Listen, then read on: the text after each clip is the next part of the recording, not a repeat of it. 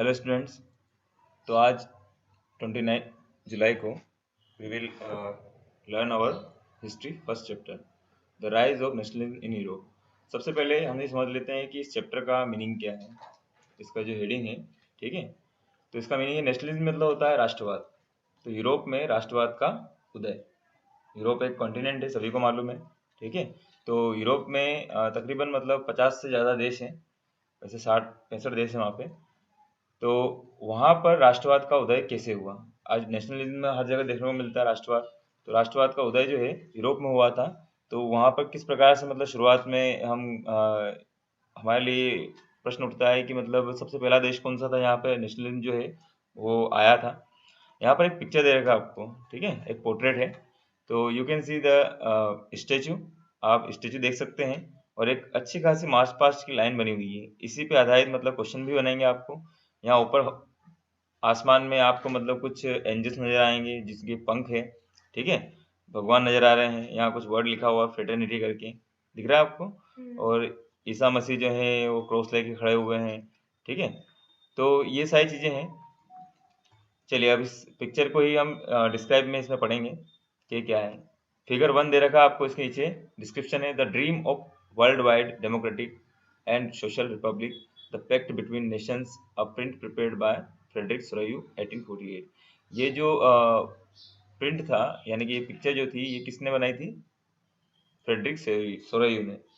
तो इसके बारे में क्वेश्चन आता है कि फ्रेडरिक सोरायू कौन था, ठीक है, या उसने क्या मतलब पेंट किया था, या उसकी पेंटिंग में क्या था, ठीक है, what he painted in his painting.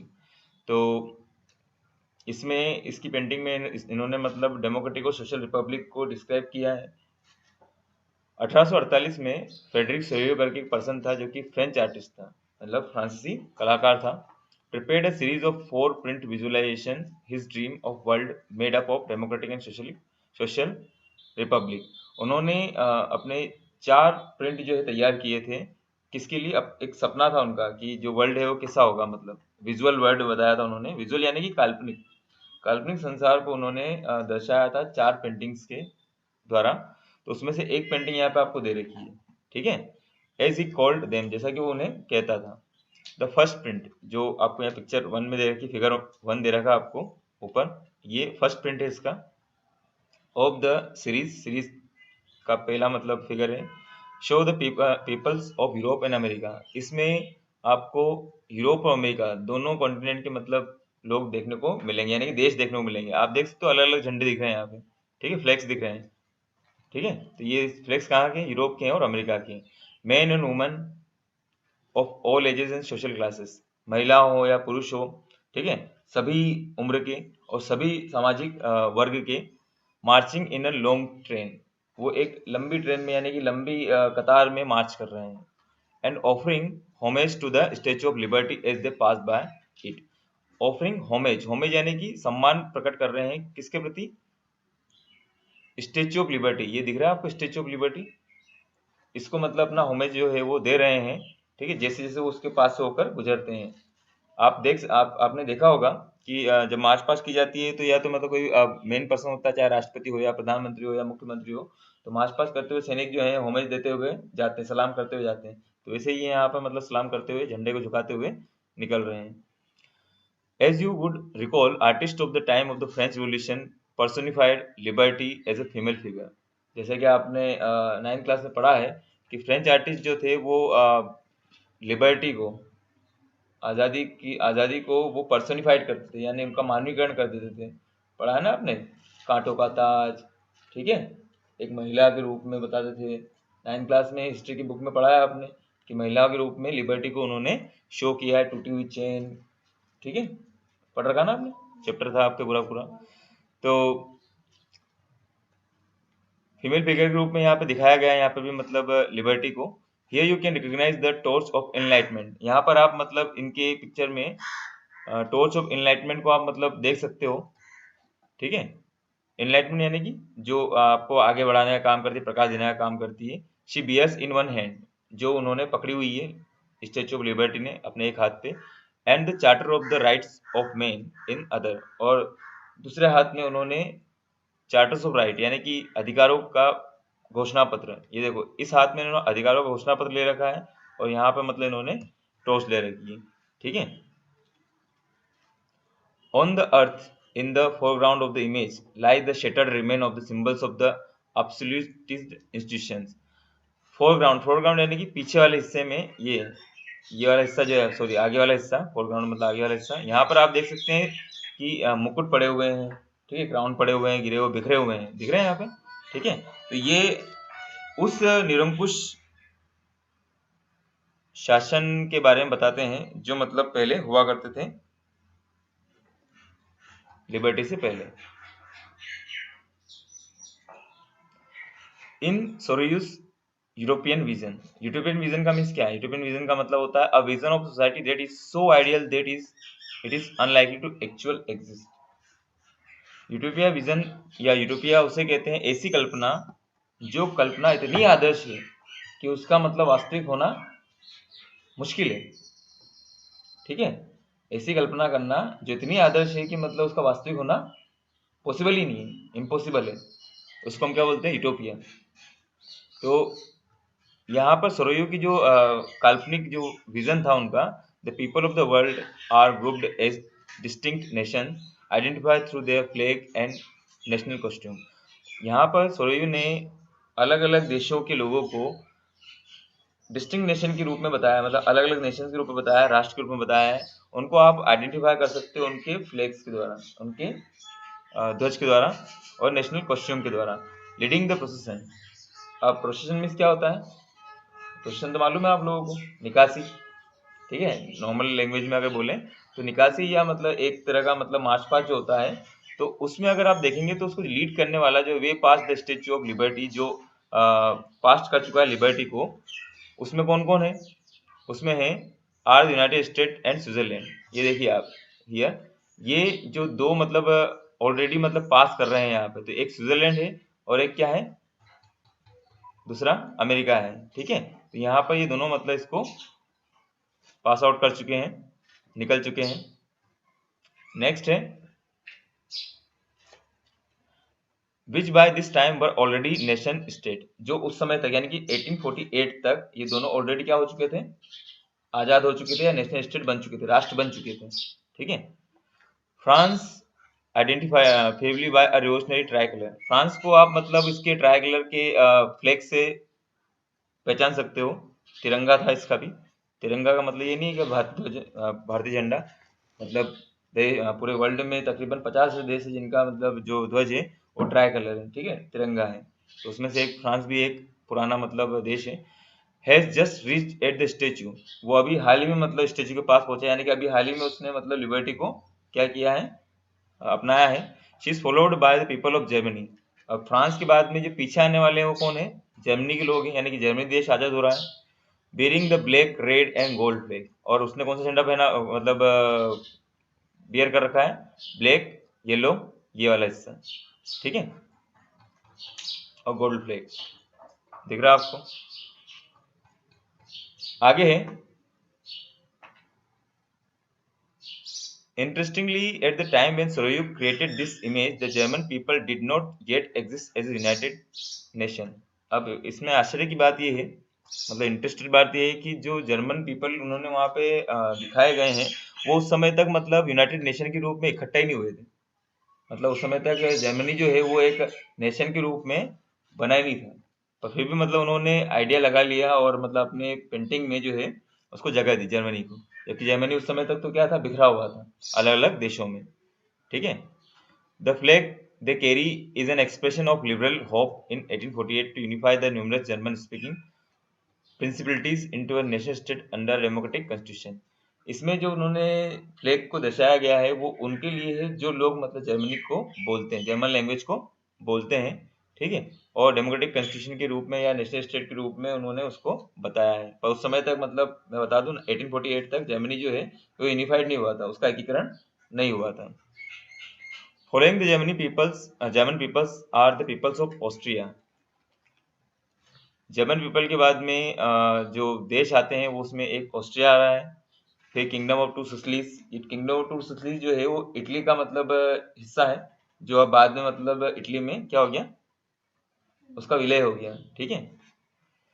Lombardy, Lombardy भी एक पर्टिकुलर रीजन है जिसको बाद में मतलब एक नेशनल स्टेट के साथ में मर्ज कर लिया गया।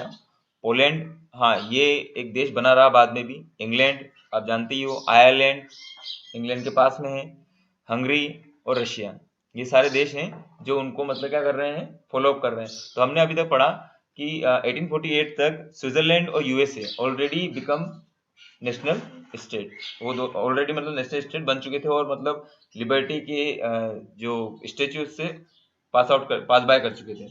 उसके बाद में अभी अभी कौन पहुंचा है वहां पर, फ्रांस पहुंचा है, क्योंकि अभी भी उसने लिबर्टी को मतलब अपनाया है। उसके बाद में उसका पीछा कौन कर रहा है, जर्मनी है। पर जर्मनी उस समय जो नेशनल स्टेट नहीं बना था। जर्मनी के पीछे ऑस्ट्रिया है, किंगडम ऑफ टू सिसिली है, लोम्बार्डी है, पोलैंड है, इंग्लैंड है, आयरलैंड है, हंगरी और रशिया जैसे देश मौजूद है, क्योंकि रशिया में 1917 में मतलब आज़ादी प्राप्त हुई थी, ठीक है। फ्रॉम द हेवन अबाउ, अब ऊपर अगर आप देखोगे आसमान में, ठीक है, जैसा कि मैंने आपको पहले बताया था, तो वहाँ पर क्रिस्ट है, भगवान है, सेंस है, एंजल्स है, गेज अपॉन द सीन, वो इस सीन को मतलब क्या कर रहे हैं, देख रहे हैं ऊपर से। ये यहाँ पे आप देख सकते हो इस पिक्चर में, ये यहाँ पे देखो सेंट है, एंजल्स है, ये सब इनको क्या कर रहे हैं, इस सीन को पूरा देख रहे हैं हेवन से, ठीक है। They have been used by the artist to symbolise fraternity among the nation of the world. इन्होंने ये जो एंजल्स है इनको मतलब क्यों शो कर रखा है इस पेंटर ने, आर्टिस्ट ने, कि वो दिखाना चाहता है कि फ्रेटर्निटी मौजूद है। फ्रेटर्निटी का मतलब क्या होता है, फ्रेटर्निटी का मतलब होता है बंधुत्व मौजूद है, ठीक है।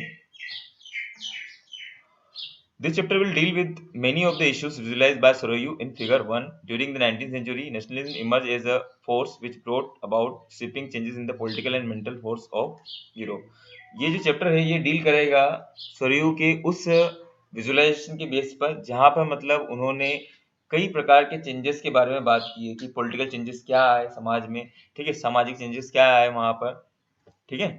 तो ये जो बदलाव आए उस समय के समाज में, 19वीं शताब्दी के समाज में, वो क्या क्या है। The end result of this changes was the emergence of national state in the place of multinational dynastic empire of Europe. देखो यूरोप में अमेरिका के आज़ाद होने से पहले या स्विट्जरलैंड तो ऑलरेडी मतलब एक इंडिपेंडेंट कंट्री रहा है, उसके आज़ाद होने से पहले वहाँ पर कई डायनेस्टियाँ थी। डायनेस्टियाँ मतलब राजतंत्र थे। तो उन राजतंत्र से वो किस प्रकार से वहाँ पर नेशनल स्टेट बने या वहाँ पर राष्ट्र बने, देश बने, उनकी कहानी क्या है वो हम यहाँ पर पढ़ेंगे। किस प्रकार से वहाँ पर सारी घटनाक्रम चला उसको हम पढ़ेंगे। जैसे इंडिया में भी मतलब इंडिया देश बनने से पहले इंडिया में क्या था, अलग अलग क्या थे, डायनेस्टीज थी, ठीक है। मुगल डायनेस्टी अलग थी, मराठा डायनेस्टी अलग थी, ठीक है। इधर आपकी मतलब जो टीपू सुल्तान की जो मैसूर डायनेस्टी अलग थी, हैदराबाद डायनेस्टी अलग थी। तो ये अलग अलग डायनेस्टी थी, भारत नाम का कोई देश नहीं था, ठीक है। अलग अलग क्या थे, ये राजवंश थे। तो उसी प्रकार से यूरोप में भी अलग अलग क्या थे, राजवंश थे या राजा का शासन था। तो वहां से वो मल्टीनेशनल डायनेस्टी एम्पायर से वो किस प्रकार से नेशनल स्टेट में वो चेंज हुए, बदले, उसी घटनाक्रम को हम यहाँ पे इस इतिहास की बुक में कंप्लीट करेंगे।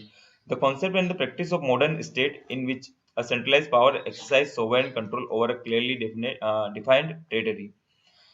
जो कॉन्सेप्ट है, ठीक है, जो सोच है या जो प्रैक्टिस है मॉडर्न स्टेट की यानी आधुनिक राज्य की, जिसमें पूरी जो पावर है वो किसके पास होगी, एक पर्टिकुलर पर्सन के पास होगी, या हम कहें कि एक ऑर्गेनाइजेशन के पास होगी या इंस्टीट्यूशन के पास होगी, ठीक है। उसी को तो हम बोलते हैं कि मतलब ये मॉडर्न स्टेट है। आज हमारे देश में देख लो, जो पावर का सेंट्रलाइजेशन है वो किसके पास है, हमारे मतलब सेंट्रल गवर्नमेंट के पास है, एक इंस्टीट्यूशन है पार्लियामेंट के पास है, ठीक है। तो उसी प्रकार से ये डिफाइन होना चाहिए। नेशनल स्टेट का मतलब ये है कि मतलब जो पावर है वो सेंट्रलाइज होनी चाहिए।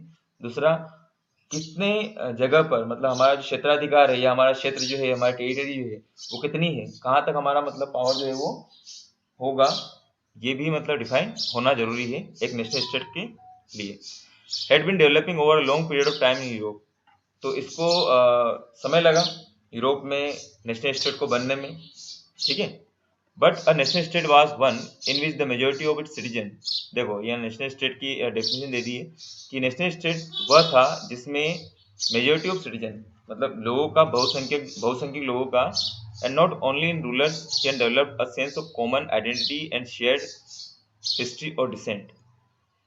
नेशनल स्टेट वे स्टेट थे जहाँ पर उन लोगों की मेजोरिटी हुआ करती थी, या मतलब बहुसंख्या होती थी, संख्या ज़्यादा होती थी, जिन लोगों का या तो हिस्ट्री सेम है, इतिहास सेम है, या फिर जिनकी आइडेंटिटी सेम है, ठीक है, सोच, या मतलब हम कहें कि मतलब कम्युनिटी सेम है, या फिर उनका डिसेंट यानी कि वो क्या मानते हैं, बिलीफ और फेथ क्या है वो सेम है, तो उनको हम क्या मानने लगे, बाद में आगे चल के नेशनल स्टेट मानने लगे।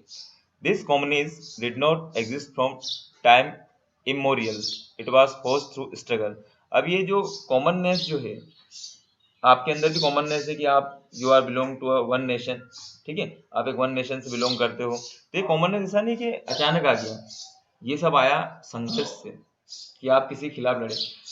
वाई वी आर यूनाइटेड, हम क्यों यूनाइटेड है, because we fought commonly against Britishers, क्योंकि हमने लड़ाई लड़ी है ब्रिटिशर्स के खिलाफ, मतलब एक साथ एकजुट होकर लड़ाई लड़ी है, इसलिए हम आज क्या हैं, एक हैं। तो स्ट्रगल के थ्रू मतलब ये कॉमननेस आई है, through the action of leaders के एक्शन की वजह से, मतलब जैसे कि आज हमारे लीडर्स, चाहे वो महात्मा गांधी हो या भगत सिंह हो, वो सब क्या है, हम सब हमारे लिए लड़े हो, तो हमारे लीडर्स के एक्शन की वजह से मतलब ये कॉमननेस आई है। तो वहां पर भी ऐसा ही हुआ यूरोप में, एंड द कॉमन पीपल, और लोग कॉमन पीपल की वजह से। This chapter will look at the diverse process through which nation state and nationalism came into being in 19th century Europe. तो एट लास्ट यही है कि इस चैप्टर में we will read how national state became in Europe में जो dynasties थी उससे नेशनल स्टेट कैसे बने।